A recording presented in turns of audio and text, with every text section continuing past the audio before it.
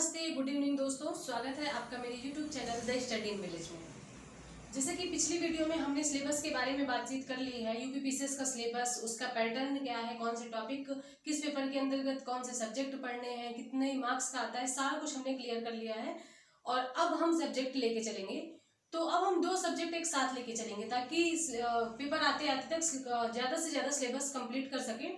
तो हम इतिहास और राज्य व्यवस्था दोनों साथ लेके चलेंगे, एक वीडियो सुबह और एक वीडियो शाम।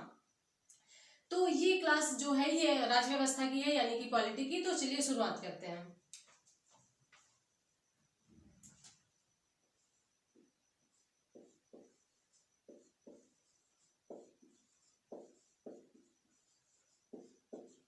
राज्य व्यवस्था। राज्य व्यवस्था में हमको इंडियन कॉन्स्टिट्यूशन यानी कि भारतीय संविधान के बारे में पढ़ना होता है। आज हम इसी टॉपिक पे बात करेंगे कि भारत में संविधान का निर्माण हुआ कैसे, कैसे संविधान बनाया गया, तो इसके बारे में बात करते हैं।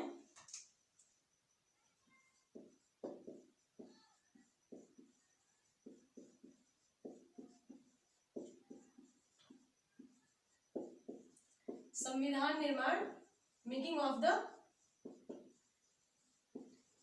The constitution.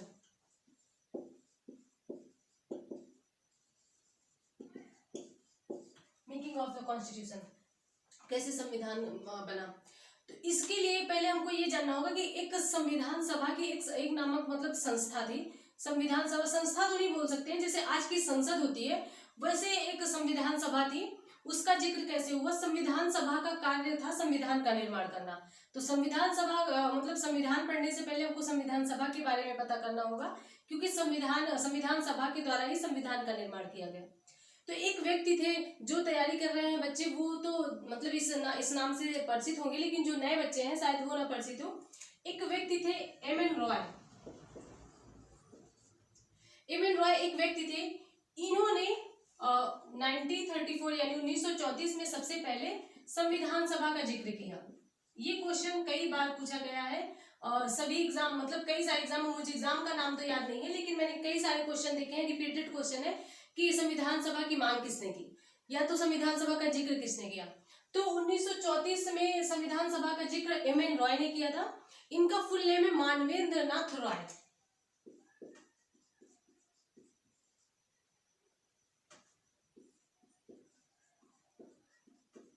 मानवेंद्र नाथ रॉय इनका फुल नेम है, उसी का शॉर्ट फॉर्म है एम.एन. रॉय।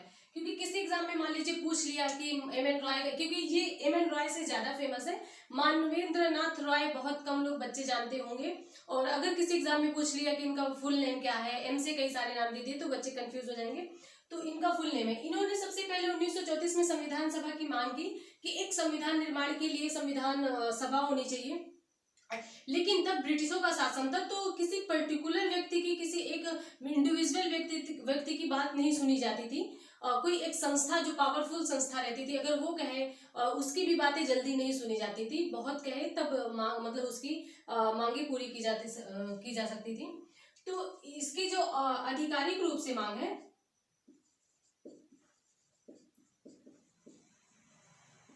आधिकारिक मांग इसकी 1935 में, इसके एक साल बाद कांग्रेस ने की थी। कुछ बच्चे मतलब जो बच्चे नए हैं उनको लगता होगा कि यही कांग्रेस जो एक राजनीतिक पार्टी है, वही कांग्रेस है, लेकिन इसका नाम वही है, लेकिन इसका कार्य मतलब चेंज हो गया। ये एक राजनीतिक पार्टी है, और जो पहले थी कांग्रेस, वो एक आजादी के लिए इस संस्था का निर्माण किया गया था। उसका गठन जो हुआ था वो भारत को आजाद कराने के लिए किया गया था। तो उसका उद्देश्य तब भारत की आजादी था। तो 1935 में कांग्रेस ने मांग की आधिकारिक रूप से कि हमको एक संविधान सभा चाहिए संविधान के निर्माण के लिए। इसके बाद 1938 में जवाहरलाल नेहरू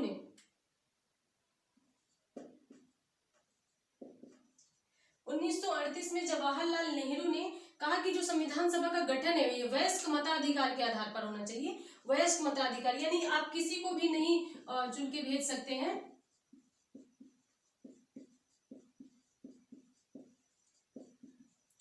वयस्क मताधिकार का मतलब है कि एक जो मतलब हमारे यहाँ वयस्क मतलब मताधिकार की एज रखी गई है 18 साल। तो जो मतलब लोग 18 साल के ऊपर हैं और जब मतलब जो वोट डाल सकते हैं, यानी कि इसको चुनाव प्रक्रिया से एक तरीके से आप ये मान लीजिए कि जो संविधान सभा में जो सदस्य जाएगा वो उसको चुनाव प्रक्रिया से गुजरना होगा, लोग उसको चुन के तब संविधान सभा में भेजेंगे। जैसे कि आज के हम सांसद या विधायक चुनते हैं कि चुन के फिर हम उनको संसद या फिर विधानसभा या विधान परिषद में मतलब भेजते हैं। तो इसके बारे में यही सब चीजें हैं। इसके बाद क्या हुआ था, इन्होंने कहा इनकी मांग कर ली, इनकी मांग मतलब पूरी कर दी गई। इनकी मांग को ब्रिटिश ने कहा ठीक है, मतलब आपकी मांगे स्वीकार की जाती हैं। तो 1940 में स्वीकार की गई जिसको कहा गया अगस्त प्रस्ताव। अगस्त प्रस्ताव को हम हिंदी में हिस्ट्री में डिटेल में पढ़ेंगे। अभी सिर्फ इसमें इतना जान लीजिए कि 1938 में जो मांग की गई जवाहरलाल नेहरू के द्वारा, वो 1940 के अगस्त प्रस्ताव में स्वीकार कर ली गई कि ठीक है वयस्क मताधिकार पे होगा। तो जब संविधान सभा का चुनाव हुआ कि संविधान सभा का गठन होगा, तो संविधान सभा का चुनाव हुआ जुलाई अगस्त 1946 में। इसका चुनाव 1946 में हुआ और फाइनली संविधान सभा का निर्माण संविधान सभा नवंबर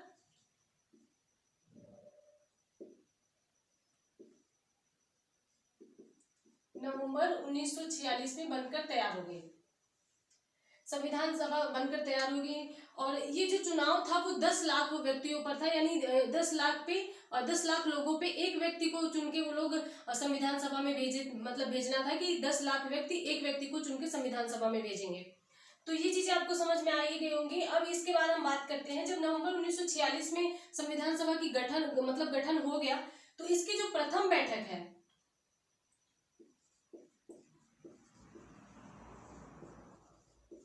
इसकी जो फर्स्ट बैठक है वो 9 दिसंबर 1946 को हुई। 9 दिसंबर 1946 को संविधान सभा की प्रथम बैठक हुई। इसमें जो सदस्यों की संख्या आप मान लीजिए, सदस्य 211 थे, क्योंकि यहाँ पे क्या हुआ था कि मुस्लिम लीग जैसे कि हमारी एक कांग्रेस एक मतलब ऑर्गेनाइजेशन थी, वैसे ही वो भी मुस्लिम लीग भी एक संस्था थी। उसने अलग पाकिस्तान की मांग कर ली कि हमको अलग पाकिस्तान चाहिए।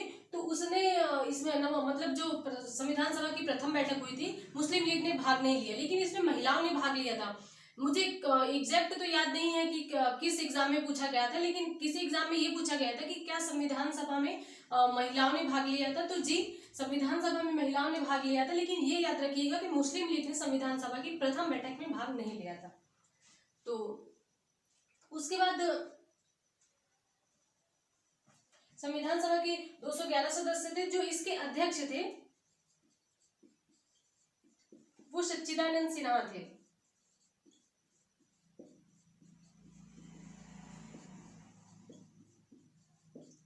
याद रखिए कि ये इसके अस्थायी अध्यक्ष थे। अस्थायी अध्यक्ष वो होता है कि जो उसको स्थायी नहीं किया गया है कि वो हमेशा नहीं रहेगा, कुछ टाइम के लिए इनको अध्यक्ष बना दिया गया है। वरिष्ठता के आधार पर बनाया गया, ये चीज ध्यान रखिएगा, क्योंकि ये क्वेश्चन क्वेश्चन तो नहीं पूछा है, लेकिन ये पूछने की संभावना है कि किस देश के आधार पर इनको सच्चिदानंद सिन्हा को संविधान सभा का अस्थायी अध्यक्ष बनाया गया था। तो फ्रांस एक ऐसा देश है जहां पे जो इस अध्यक्ष बनाए जाते हैं वो वरिष्ठता के आधार पर बनाया गया था। तो फ्रांस के आधार पर इन्होंने वरिष्ठता के आधार पर सबसे वरिष्ठ व्यक्ति थे, इसके आधार पर संविधान सभा का अध्यक्ष सच्चिदानंद सिन्हा को बना दिया गया था। उसके बाद संविधान सभा की जो दूसरी बैठक थी, संविधान सभा की दूसरी बैठक 11 दिसंबर 1946 को हुई। इसके स्थायी अध्यक्ष चुन लिया गया। इसके स्थायी अध्यक्ष थे डॉक्टर राजेंद्र प्रसाद। इनको स्थायी अध्यक्ष बना दिया गया। उसके बाद जब भी संविधान सभा की बैठक होती थी तो राजेंद्र प्रसाद को ही अध्यक्ष बनाया जाता था। इतनी चीजें आपको समझ में आ गई होंगी। अब इसके बाद क्या होता है कि 13 दिसंबर 1946 को ही एक उद्देश्य प्रस्ताव प्रस्तुत किया गया। उद्देश्य प्रस्ताव जवाहरलाल नेहरू ने उद्देश्य प्रस्ताव प्रस्तुत किया। उद्देश्य प्रस्ताव क्या है कि अगर मान लीजिए कि आपको घर बनाना है, जो बेसिक स्ट्रक्चर यानी आपको घर बनाना है, और तो उसके पहले आप क्या करते हैं, घर बनाने के पहले आप एक कागज और एक पेन पे, कॉपी या पेन पे आप बोलते हैं इधर किचन और इधर 2 कमरे, इधर मतलब और भी कमरे, जो ऐसे आप बनाते हैं, पहले स्ट्रक्चर उसका तैयार करते हैं। तो पहले उसका स्ट्रक्चर तैयार करते हैं। तो मान लीजिए कि उद्देश्य प्रस्ताव में सिर्फ वही स्ट्रक्चर बताया गया था कि हमारा संविधान कैसा होगा। उद्देश्य प्रस्ताव के अंतर्गत यही चीजें बताई गई थी कि हमारा संविधान कैसा होगा, उसी का बेसिक स्ट्रक्चर बना के मतलब बताया गया था 13 दिसंबर को कि उद्देश्य प्रस्ताव आपका कैसा, मतलब वो संविधान कैसा होने वाला है। उसमें कहा गया था कि जो सारे ब्रिटिश क्षेत्र हैं, जो अभी मैंने बताया था कि ब्रिटिश क्षेत्र कौन कौन से हैं, तो सारे जो ब्रिटिश क्षेत्र हैं, 1 मिनट 1 मिनट, इसको मिटा दे।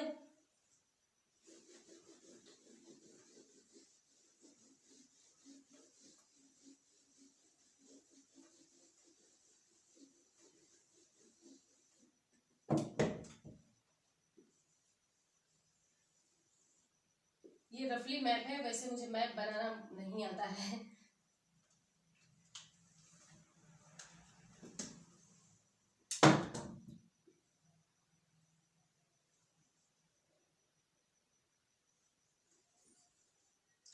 कुछ ऐसे जो यहाँ पे जो कुछ क्षेत्र हैं, जैसे कि ब्रिटिश के ये सारे क्षेत्र ब्रिटिश सरकार के अंतर्गत आते हैं या ब्रिटिशों के अंतर्गत आते हैं, और कुछ एक क्षेत्र होते हैं जो मतलब जो क्षेत्र होते थे जो देसी रियासत, मतलब कि ये देसी रियासत जैसे कि राजा महाराजा हुआ करते थे, उनके अंतर्गत आते थे। तो उसमें संविधान जो उद्देश्य प्रस्ताव था उसमें ये कहा गया कि जो ब्रिटिश क्षेत्र है और जो मतलब देसी रियासत है, सारा भारत का भाग है। भारत एक संप्रभु राज्य है और इसमें बाहर के क्षेत्र भी शामिल किए जा सकते हैं। ये एक संघ, बाहर के क्षेत्र ये सारे संघ का हिस्सा होंगे। संघ यानी कि यूनियन, भारत यूनियन है, और ये संघ, परिसंघ, कॉन्फेडरेशन या फेडरेशन या यूनियन, ये सब चीज क्या होता है, जब हम भाग संख्या 1 पढ़ेंगे तब उसके बारे में अच्छे से डिस्कस करेंगे। अभी तो आप सिर्फ यही समझिए कि यहाँ जैसे ब्रिटिश क्षेत्र है, यहाँ देसी रियासत है, तो ये इसमें उद्देश्य प्रस्ताव में ये कहा गया था कि ये जो सारे क्षेत्र हैं ये उसके अंतर्गत आएंगे, मतलब कि भारत के अंतर्गत आएंगे। और फिर उसके बाद कहा गया था कि अल्पसंख्यक है, जो पिछड़ा वर्ग है, उनकी सहायता की जाएगी, उनको न्याय दिया जाएगा, उनको आरक्षण दिया जाएगा। ऐसी बहुत सारी चीजें, बहुत सारी बातें उसी पे की गई, तो उसी को हम उद्देश्य प्रस्ताव कहते हैं। वही बाद में हमारा प्रस्तावना बना। तो ये 13 दिसंबर 1946 को मतलब कि प्रस्तुत किया गया था जवाहरलाल नेहरू के द्वारा संविधान सभा में। इसके बाद जब इन्होंने मतलब फिर क्या हुआ कि तभी उन्होंने मांग कर दी कि हमको अलग पाकिस्तान चाहिए, अलग पाकिस्तान, मुस्लिम लीग ने अलग पाकिस्तान की मांग कर दी कि हमको अलग पाकिस्तान चाहिए। तो क्या हुआ कि 3 जून 1947 के ये योजना का मतलब उद्देश्य यही था कि भारत और पाकिस्तान का मतलब भारत का विभाजन, इसका उद्देश्य ये 3 जून 1947 को गठन किया गया। ये मतलब कि विभाजन करना चाहता, विभाजन के लिए योजना का गठन किया गया था, और तो भारत को विभाजित कर दिया गया। उसके बाद भारत 15 अगस्त 1947 को आजाद हुआ। तो इसमें इसके बाद कुछ चेंजेस किए गए। एक अधिनियम आया, स्वतंत्रता अधिनियम 1947। अब हम यहाँ संविधान सभा के कार्यों के बारे में पढ़ेंगे।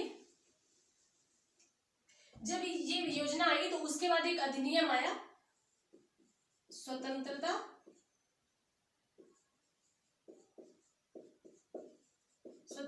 अधिनियम 1947। इसके अंतर्गत हम संविधान सभा के कार्य पढ़ेंगे कि क्या कार्य हैं, क्योंकि अब फैक्ट मतलब यूपीपीसीएस में कम पूछता है, कॉन्सेप्चुअल क्वेश्चन ज्यादा पूछता है, जैसे कि उसमें यूपीएससी में पूछते हैं तो वैसे क्वेश्चन ज्यादा आते हैं। तो स्वतंत्रता अधिनियम 1947 47 में ये इसमें जो चेंजेस हुए उसके बाद क्या कहा गया, इसके संविधान सभा के कार्य थे कि संविधान सभा जो ब्रिटिश ने कानून बनाया है उसमें चेंज कर सकती है, या फिर उस कानून को समाप्त कर सकती है, या फिर वो अपनी स्वेच्छा के आधार पर किसी भी मतलब स्वेच्छा से कोई भी संविधान बना सकती है। मतलब संविधान उसको जैसे भी बनाना है वो अपनी मर्जी से बना सकती है। संविधान सभा को ये अधिकार दे दिए गए। उसके बाद दूसरे नंबर पर आता है, दूसरे नंबर की बात करें तो इसको और अधिकार मिल गए, 2 अधिकार मिल गए, यानी इसको विधायिका का भी अधिकार मिल गया। विधायिका का अधिकार मतलब है कि अभी तक तो संविधान सभा को सिर्फ कानून बनाने का अधिकार मिला था, लेकिन उसको लागू करने का अधिकार नहीं मिला था। और फिर जब स्वतंत्रता अधिनियम आया तो इसमें इनको विधायिका को मतलब कि विधायिका से संबंधित मिल गया अधिकार संविधान सभा को। इसमें ये संविधान सभा किसी कानून को बना तो सकती है, लागू भी कर सकती है, लेकिन इसमें से आपके 2 अध्यक्ष रखे हैं। एक तो आपने शुरू से पढ़ा है कि राजेंद्र प्रसाद, है ना, राजेंद्र प्रसाद ये आपके संविधान सभा के अध्यक्ष थे। एक थे जीवी मावलंकर,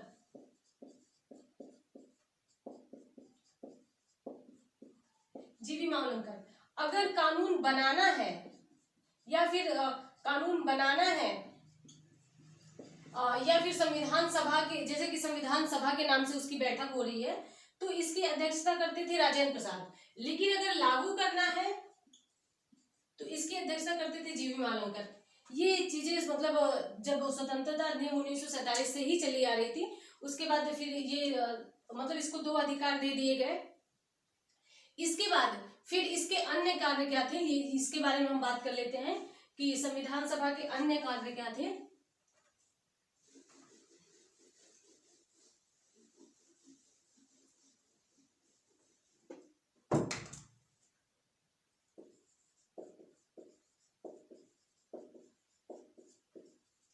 संविधान सभा के अन्य कार्य क्या थे, इसमें संविधान सभा में जो 22 संविधान सभा ने क्या किया था कि 22 जुलाई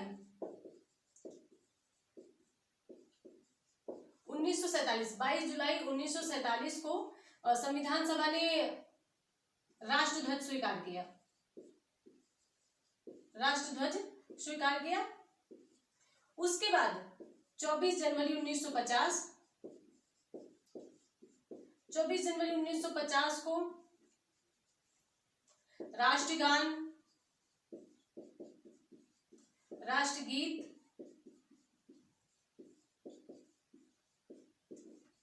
और राजेंद्र प्रसाद को राष्ट्रपति, डॉक्टर राजेंद्र प्रसाद को राष्ट्रपति बना दिया गया है। ये 3 कार्य आपको मतलब 24 जनवरी 1950 के अंतर्गत किए गए, 22 जुलाई को 1947 को राष्ट्रध्वज स्वीकार किया गया। ये सारे काम संविधान सभा के हैं। तो ये क्वेश्चन जितने अभी आपको बताए जा चुके हैं, ये क्वेश्चन मतलब कहीं ना कहीं आप किसी न किसी एग्जाम में जरूर मिल जाएंगे, क्योंकि ये सारे क्वेश्चन रिपीटेड क्वेश्चन है। वनडे एग्जाम में खास करके ये क्वेश्चन पूछे जाते हैं। और तो आप इन क्वेश्चनों को ध्यान से मतलब इन जो बताया गया है इसको आप ध्यान से देखें, और अगर फिर जाके अपने बैक ईयर क्वेश्चन पेपर में देखें, आपको पता चलेगा कि कितने सारे क्वेश्चन यहाँ से आते हैं। तो ये टॉपिक इसलिए इम्पोर्टेंट था। और इसके बाद अब संविधान सभा ने क्या मतलब ये सारा कुछ तो कंप्लीट हो गया कि संविधान सभा बन गई, उसके जो कार्य थे। अब इसके बारे में हम थोड़ा पढ़ते हैं।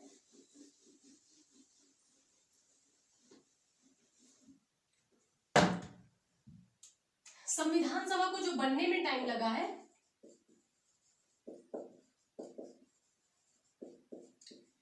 संविधान सभा 60 देशों से मतलब 60 देशों के संविधान को पढ़कर भारत का संविधान बनाया गया है। 60 देशों के संविधान को पढ़ के भारत का संविधान बनाया गया है। उसके बाद जो इसमें बनने में संविधान बनने में जो टाइम लगा था वो लगा था आपका 2 वर्ष 11 माह और 18 दिन। 2 वर्ष 11 माह 18 दिन का समय लगा था, तब हमारा संविधान निर्माण हुआ था। संविधान का निर्माण हुआ था 60 देशों के संविधान को पढ़ के हमने मतलब अपना संविधान बनाया था। और एक चीज ये ध्यान रखिएगा कि ये सारी चीजें कि मतलब किस देश से क्या कौन सी चीजें ली गई हैं, ये आपको आगे पढ़ना है, क्योंकि इससे भी क्वेश्चन बनते हैं कि मतलब कि कौन सी चीजें कहाँ से ली गई, मूल अधिकार कहाँ से लिए गए, और फंडामेंटल ड्यूटीज या मौलिक कर्तव्य कहाँ से लिए गए, ये सारी चीजें आपको आगे पढ़ना है। तो आप इसको ध्यान रखिएगा कि कितना इसमें मतलब शायद 64 लाख कुछ ऐसे खर्च आया था तब संविधान बनाने में। तब की बात है 1947 में जब संविधान बना था, तब 64 लाख कुछ लगभग बता रहे हैं, एग्जैक्ट नहीं बता रहे, लगभग कुछ 64 लाख कुछ खर्च आया था संविधान बनाने में। इसके बाद हमको और भी टॉपिक पढ़ने हैं कि जैसे कि समितियां हैं, ये सारी चीजें कौन किस प्रमुख कौन मतलब किस समिति का प्रमुख कौन था, जैसे कि आज आप रक्षा मंत्रालय ले या वित्त मंत्रालय ले, इनके प्रमुख कौन है। तो ऐसी पहले समितियां थी, उनके कोई प्रमुख थे जिनको अलग अलग कार्य सौंपा गया था, क्योंकि एक व्यक्ति कोई कार्य मतलब नहीं देख सकता, सारे कार्य एक व्यक्ति नहीं देख सकता। इसलिए जैसे कि आप मान लीजिए कि प्रधानमंत्री कोई कार्य अकेले नहीं दे सकते, तो उसके लिए मंत्रालय है कि आप वित्त मंत्रालय संभालिए, आप विदेश मंत्रालय, आप रक्षा मंत्रालय। तो ऐसी ही कुछ समितियां थी जिन्होंने अलग अलग उनको कार्य दिए गए थे। और चलिए आज की क्लास यहीं तक। अगर मुझे उम्मीद है, मुझे विश्वास है कि आपको ये चीजें समझ में आई होंगी। और अगर वीडियो अच्छी लगी हो तो प्लीज लाइक, सब्सक्राइब और शेयर करें। और अपने माता पिता का ध्यान रखें, अपने परिवार का ध्यान रखें, अपनी हेल्थ का ध्यान रखें और स्टडी कंटिन्यू करें। मिलते हैं नेक्स्ट वीडियो में। धन्यवाद।